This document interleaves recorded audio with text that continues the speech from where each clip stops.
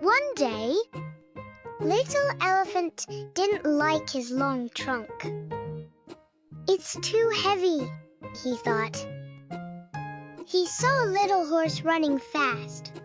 He saw Little Monkey climbing trees. He wished he could do that too. Suddenly, the forest was on fire. All the animals were stuck by the river. Little Elephant filled his trunk with water.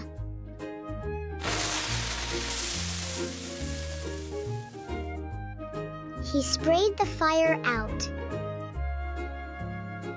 He put a tree across the river with his trunk. All the animals crossed the river safely. "Thank you, Little Elephant," they cheered.